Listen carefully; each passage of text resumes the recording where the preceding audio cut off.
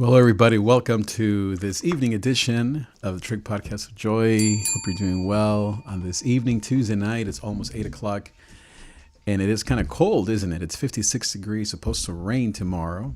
So I thought maybe we could talk tonight about God being our rock. And especially in these days where, I don't know about you, but I've been feeling a lot of anxiety and fear. I think it's just the accumulation of 12 months of this mess, and I think we can't state that enough or say that enough. How what we've been through for 12 months now. I mean, you think about it. If you go through anything in life, I don't know, let's say moving or planning a wedding, anything, even if it's something beautiful, you're going to get tired. You're going to get exhausted. Imagine now a global pandemic where your life and your livelihood is at stake, where you feel like there is no end to it. And then add to it, of course, let's not forget, just a few months ago with the politics of November and December and even this year, all that we've been through as a people, as a nation, as families, as individuals, has had a toll on us. I know it has on me. And even just, if you think about it, not just mentally, but also emotionally, physically. I mean, who has time to work out and eat healthy and do all the things we want to do, right? I mean, I am now just beginning to wake up to working out again. But things have helped just to even identify, or not identify, but to just be, I guess, aware of how we're all feeling.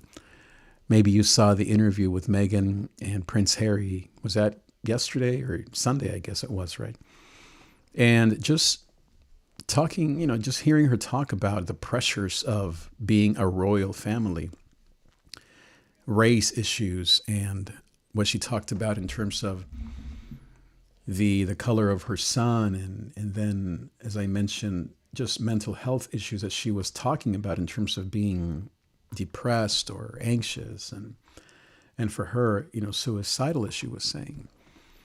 We don't have to feel the same things to relate to what another human being is going through.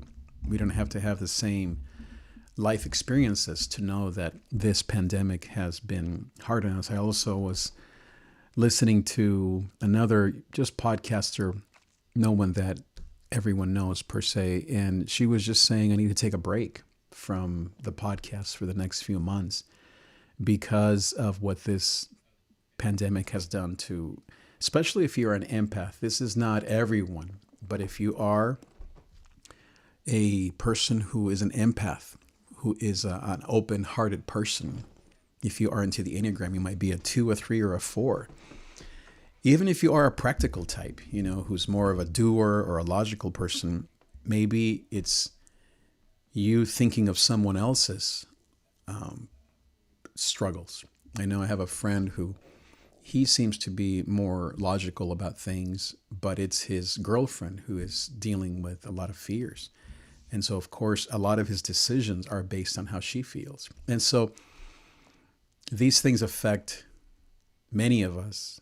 It is said that in terms of the statistics, that there's about 40% of us that are more in the empathetic, I guess, way of being, and that deal with 40% of us, myself included, with these concerns of fear, of anxiety, perhaps of depression, perhaps of just of having things become overwhelming. And I mean beyond just the normal stuff, but I mean as in this ongoing kind of, I guess, just your head spinning with fear. And so for me, obviously, therapy has helped, and medication, and the Word of God, and support, and a ton of resources and coaches, and all those things have helped. But yet, my point is that you and I need to be just, I guess, give ourselves grace when it comes to these things, and to be people who are are, I don't know what the word is. It's not about being comfortable with it per se, because it's not a comfortable feeling, but it's knowing that this isn't about being perfect. And I've definitely shed many years ago the idea of being a Christian and therefore I'm somehow going to be a perfect human being. So there might be people that still deal with that, and if you are one of them, especially as a man, perhaps a man of color, as a Latino or African American male, especially a church leader, then, or you can be a nonprofit leader, just as I said, a man or a woman, of course, who is an empath, an empathic type. I would love to help you to shed some of those, I guess, stigmas. But what helps always is encouragement, support, honesty, shared stories. That's why I love to talk about my own experiences, because of the shared stories, a sense of community that is built when someone steps out without fear. I don't have any fear about it, but who can process out loud anxiousness, anxiety, fear, just exhaustion, emotional exhaustion, just all the things that, as I said, we as humans experience. Not everyone experiences that at the same levels, but definitely it's something that we are facing. And so in 12 months now, I mean, you think about it, this is March 9th. I don't know exactly when was the first day that we all heard the news of this thing. But I know it was around March 8, March 9, maybe even just a year ago today exactly. I don't know. But what helps always is to know that God is our rock. And one of the things that I do is every day, and certainly every week, I go through these 100 names of God. As a church, we're going through it, and I think it's been very healing. And then, of course, personally. And so, as you can imagine, there are 100 names of God that are just powerful. And so this Sunday, I'm going to be talking about God being our rock, which I thought was very, very relevant to what we need these days. And I just want to read from this book, because I like how it starts talking about a couple of commercials that we'll remember, a couple of ads, and then it has, of course, some amazing verses. So I thought maybe we could read this together. Perhaps if you need this, or you might need it tomorrow, or you might know someone who needs it, I hope that this encourages you. So it says here, the name of God that we're talking about here today is, as I said, God my rock. And in the Hebrew, it's Selah. It's not Selah, it's Selah. And that is the Hebrew word for rock. I was reading another book as I'm preparing for Sunday, that it was talking about how that word Selah, actually, it means a split rock. So it's a rock that has like a hole, perhaps. And don't think of a small rock. Think of like Joshua Tree, or your favorite mountain formation where there is a ton of rocks. Utah, maybe, or obviously Colorado. All the beautiful boulders there in Boulder, Colorado, or red rocks. So think of these large formations of rocks where there's a crevice, or there's a gap, an opening between two huge rocks, and you have a cave, or you have maybe a path where you can hide and you can find shelter. That's the idea. Isn't that beautiful, of this word Selah? God is your shelter. He is that rock that splits down the middle so you can find refuge. And who doesn't need refuge these days, right? Whether it's maybe your mind. I was talking to a friend, she was telling me that her mind is just all over the place when it comes to the vaccine and schools and kids going back, and what is right, what is wrong, what to believe, who to believe. That's why we need the rock, don't we? The rock that is higher than I, the rock that does not change, the solid rock. And so it says here, El Selah, God my rock. And it comes from Psalm 34. Wow, this text is so small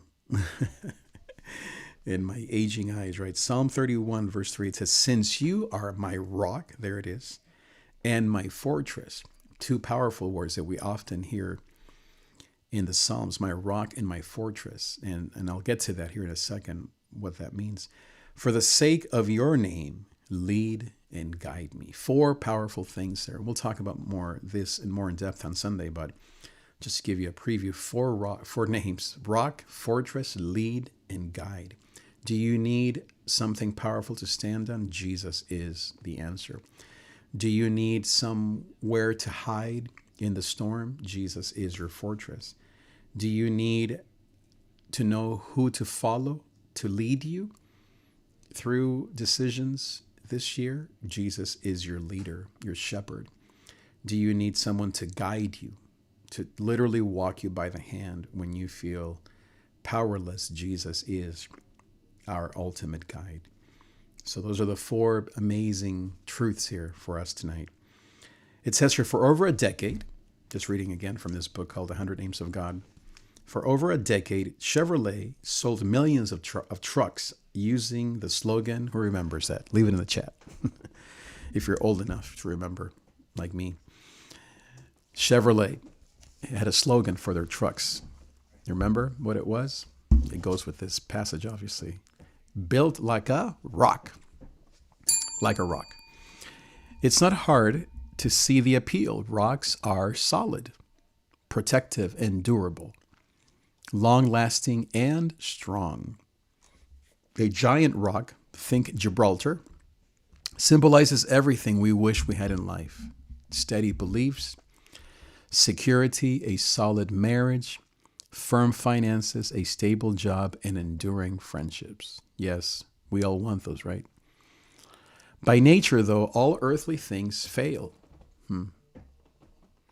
Rock-like friends and families eventually disappoint. Solid blue chip companies have layoffs.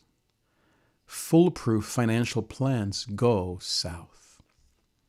And yes, even the best trucks eventually wear out. And you name it, you can put your own thing in there, right? What has fallen apart this year for you? Your mental health, your plans for a new house, your body, your relationships. What seems to be shaking underneath you. And yes, even the best trucks, okay? Given enough time, all our strongest and biggest rocks, both literal and metaphorical, disintegrate. Very true. All except for one, the divine rock. The divine rock. Beautiful. When God identifies himself using the image of a rock, he's contrasting the infinite, eternal security that he provides with the shifting sands of man-made rock substitutes. Yeah, amazing. Rock substitutes. It's another question you may want to ask yourself. What are your rock substitutes? My love, can you close that door, my baby? Thank you. What are your rock substitutes? What are those things that we stand on, that we think, okay, this is going to be my rock substitute? So he says he's contrasting the infinite, eternal security he provides with the shifting sands of man-made rock substitutes, right? Notice how David amplifies his word picture. Because God is a rock, we can find refuge in him. Because God is a rock, we can find refuge in him. And that's what I was saying, how he uses these four words. God is a rock and a refuge. Because there are some rocks, if you think about it, that are only useful to kick around if they're small enough to maybe build a house with. But not all rocks have as I said, a hole or a place to enter. They're not all caves. And so not all rocks are refuges, right? Not all rocks are a place to hide. They might be too small. They might be too big to climb. They might be dangerous. They might be falling on you. There are some rocks you don't want to be around. And yet the picture here for David, this word selah, as I said, it means a split rock, a rock that has a place to hide.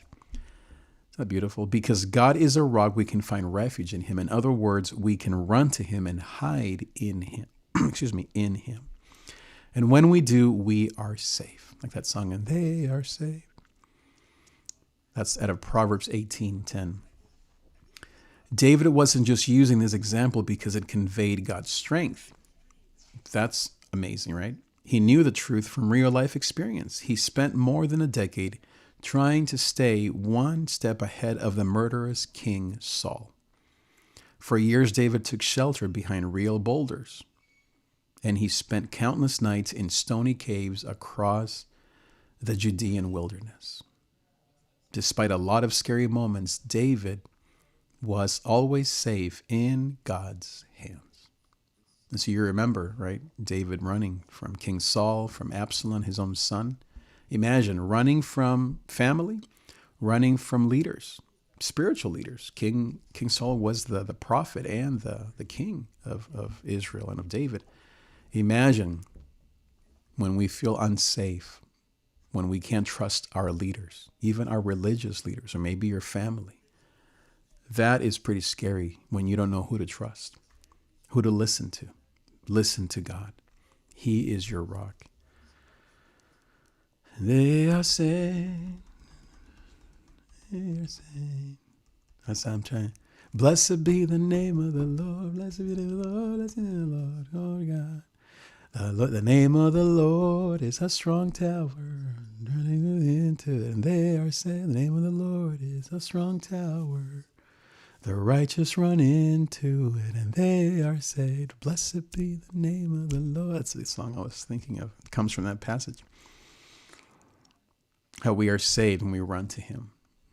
Run to him, my dear friend. Run to God. Run to Jesus. He is your strong tower. The name of the Lord is a strong tower. He is a rock. Blessed be the name of the Lord. And so it says here, despite a lot of scary moments, David was always safe in God's hands. Yes, he was. Centuries later, Jesus would highlight the profound difference between God's kingdom and the kingdom of this world using rock and sand imagery. Remember that story in Matthew 7, where Jesus says that those who build their house upon just listening to this world, the things of this earth, will be like a man, a woman who builds his house upon the sand. And so when the storms of life hit, pandemics, vaccinations, leadership problems, you name it, right? Health issues, anxiety, fear, depression, then those people fall. But when we build our house upon the Word of God and acting, believing His Word, standing on His Word, proclaiming, declaring His truth, then we will be like a house built upon a rock. And when the storms come, that house will stand firm. That's so true, huh? So it says here, what's his point? When we build our lives on the shaky foundations of money, beauty, social status, and a multitude of earthly trappings, we are like a sandcastle built too close to the water's edge. Isn't that crazy? What a great list, right? Money. Now, everyone says, oh, I don't do that. But, it's not about you wanting more money. It's about how hard you work to earn. It's about perhaps how you hoard money. It's never enough. You're, like we say in Spanish, codo, right? You're not one to give generously. You're one who's afraid of losing money, of not making enough money. All of that is the love of money. The love of money is not just excess. It's also the love of losing it. It's just as bad. He says here, beauty. Again, it's not just that you are vain. It's how hard you work to stay young. It's perhaps how you envy those who are fit or young or beautiful or popular. So envy, pride, of course, if you are someone who is beautiful in the eyes of this world, nothing wrong with that, by the way, then perhaps you rely on that and you forget to rely upon the Lord. Or maybe you use your beauty for evil. I mean, I know not many would even think of that, but maybe you use maybe not beauty, but your whatever gifts you may have. Maybe you use them to satisfy yourself for things that are not really God pleasing to God. Social status. Most of us would say, I don't have any social status, but it's more maybe your skills, your position, your title. Do you rely on those things? Do you pursue those things? Do you work extremely hard? I mean, perhaps at the expense of your faith, your body, rest, your family, to pursue social status, wanting that title, wanting that name, wanting to own a certain house with a certain kitchen, wanting your kids going to a certain school. I mean, we see these things in the news all the time. And as he says here, a multitude of earthly trappings. We're like a sandcastle built too close to the water's edge. I like that imagery, right? Because maybe your house or my house isn't falling, but we're close. We're so close to the water's edge. Now, if your house is built on a rock, you can be right on the beach, right? And it's no problem on Gibraltar. But if your house is built on sand, on these things, and you're close to the water's edge, then the concerns of the world can begin to erode or take away or weaken your life. And then he wraps it up. He says, but when we humbly trust God, standing on his character and his truth, we find unearthly stability, power, wisdom, supernatural comfort, and security. Look at that. It says that when we trust God and we humbly trust in him, standing on his character, his truth, his word, on who he is, on who he says we are, on how he views you as powerful, as strong, as mighty, as healthy, as clear-minded, as healthy and strong, as rich, as already having it all. When you and I stand on that truth, then it says here that we then receive stability. No doubt, right?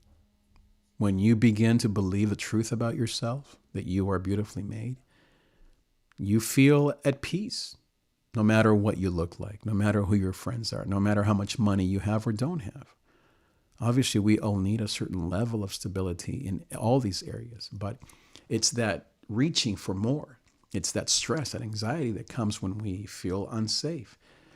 That you can find it in alcohol or in sexual addictions, but it passes. It's only temporary.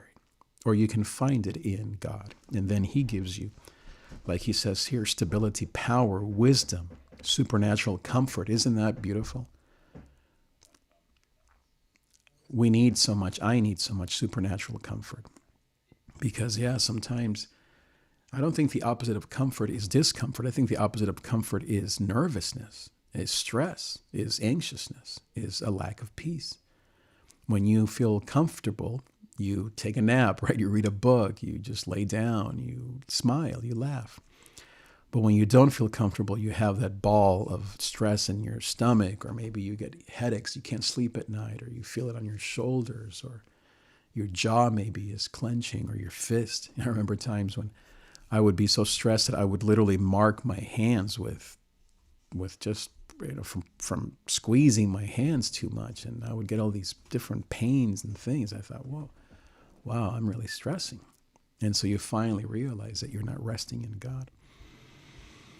So our bodies always tell us, right, when we're not feeling safe. And right now, who among us is feeling completely safe? No one is. We all are feeling unsafe. 12 months of this is a long time to have uncertainty underneath us, to keep working at trusting God. It's even if you are trusting God, you have been working at it so much for so long, for so many people in so many areas that it's exhausting. It's okay right now to feel weak, to be anxious, to be like Prince Harris and Markel, right? Is that her name? Markel. And not to stay there, of course, not to fall into despair, but to understand that this is where I'm at. I have a friend who is grieving the loss of his wife. I have another friend who's grieving the loss of his mom just a few months ago. How can we expect him to be all happy just because on Instagram he's playing music? You can't expect that of yourself, of your friends, just because they go to church and they say, oh, he's in a better place. Grief is grief and loss is loss. And we have to give ourselves that grace and that time. And if you are someone who knows someone in your family, your daughter, your friend, your husband, if you're single, if you're a young person, if you yourself are dealing with this, or your brother or your parents, give each other grace. Now, what does that mean? You just say, it's okay, brother. I love you no matter what you're going through. It's okay, mom. It's okay, friends. We're all in this together. We're all in this together. So a few more thoughts here. It says that when we trust in God, we find safety, security, stability, comfort, security, even in the midst of great turmoil and uncertainty. God is our rock. Everything else is sand or quicksand. What comes to mind? Here's the question of the day for you, or of the night. What comes to mind when you consider God as your rock? What comes to mind when you consider God as your rock? So I guess for me, because I used to rock climb a lot in my youth, I think of him as Joshua Tree, or as red rocks when I used to live in Colorado, or in Boulder when we'd go to Boulder when we'd go bouldering in Boulder, Colorado. Those beautiful red rocks, Joshua Tree, those beautiful rock formations out there near Palm Springs. I think of him as a safety, as something that does not shake when I'm shaking, as someone that I can embrace. I think of God as also as water, because a lot of times when you're out in the desert, you feel thirsty, and yet maybe there's a little stream somewhere, or in Colorado when it would snow and all the water would come out of the rocks. Or maybe you're out rock climbing and you bring your water bottle. So I always think of God also as water, as refreshing me. What do you think of? What comes to mind when you consider God as your rock? When you consider him as your guide? Remember those 4 things: your rock, your fortress, somewhere to hide. Do you need to be held by God right now? Do you need to be protected? You know how a mom protects, a father protects his child? Maybe do you need Jesus to protect you right now? He will do it. Ask him, Lord Jesus, protect me. Just messing here with this wire. Do you need him to be, as I said, your guide, your leader? Do you need him to lead you? Because you need leadership. You need someone to lead you. And some things only God can lead us out of, right? You can't rely on anyone else except on Jesus. You and I need leadership, right? We all need someone else to follow. Or do you need guidance? Guidance is like that map, that plan. Are you a planner? Are you thinking, I don't know what to do tomorrow, much less in 3 months or next year? Ask Jesus for the map, not for 3 years, but just for today, for tomorrow. He will guide you. He will lead you. Here's a prayer for us. Dear God, I want to trust you as my rock, but too often I seek security through my own strength, my career, my relationships. Let me actually pause here. What is the thing that you and I trust in instead of God? I think we need to be honest here. This is what heals us, and not just simply like, okay, I needed that. Okay, but tomorrow, tonight, what do you actually, you and me, do we actually rely on? I think for me, it's just fear. It's weird to say, but I rely on fear sometimes to be my rock, meaning to be almost like my crutch, I guess. Fear, anxiety, maybe withdrawing. I rely on being alone, withdrawing, isolation. What do you rely on? When I isolate, things get worse. But when I get out of my comfort zone and I move my body, I went for a nice bike ride yesterday for about 40 minutes. What do you tend to do when you are in the gutter? What do you go to? Alcohol? Social media? Apathy? Do you control others? Do you overwork? I have friends that are workaholics. that when they feel those painful emotions, they work more than they should. Do you tend to worry about your daughters in an unhealthy way? Not that they don't need it, but it's really not it's not helping you to do it. It's causing you more stress, more fear. And so those are important things to consider, because then we can say, okay, Lord, help me when I'm in that place. So again, the prayer, dear God, I want to trust you as my rock. Too often I seek security through, and you can put your own statement here, through my own strength, my career, my relationships, or a temporary situation. Help me ground my hope in the stability only you can provide. Amen. Again, that comes from 100 Names of God, a book that I recommend that we all get. It's on Amazon. I think it's only like $14. Pick it up and let's read it together here every week. On Sundays, I'm going through it in a more in-depth way. And I think it's been very useful. But even on these streams that I do here, once a week or so, I would like to go through that together. The storm will pass. Many say that the storm is almost behind us. But I think the effects, the lingering effects, here's what I predict, is the lingering effects not for everyone, but for some, maybe 40% and their families. The lingering effects of these last 12 months will come out over the next 12 months. And I think we have to be ready to help people, to first protect and manage our own thoughts and feelings, and then be able to help people, not out of our own emptiness, but out of strength that comes from God. So I hope that helps. Thank you so much for being here, my dear friends. By the way, if you would like to support this channel, I think I have something here that is something for you to read. Let's see, where is it?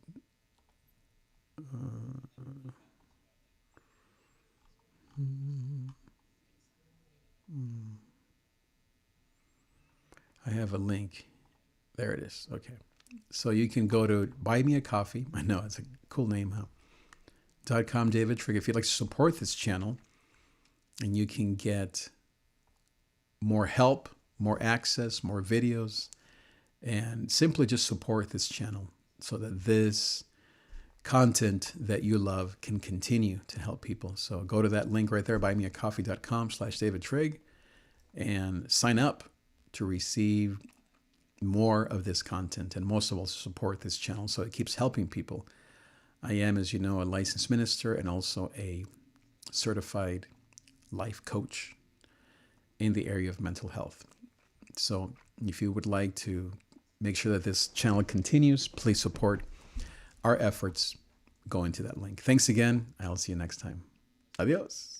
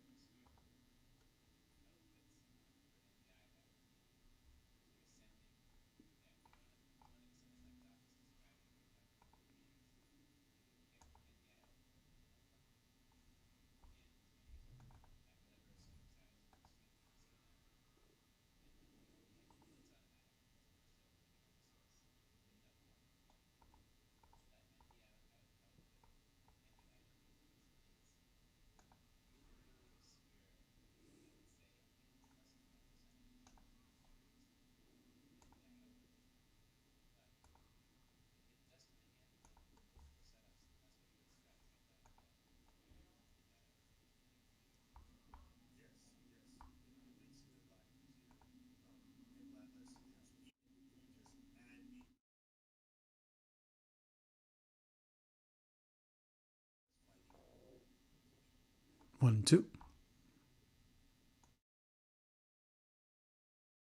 1, 2.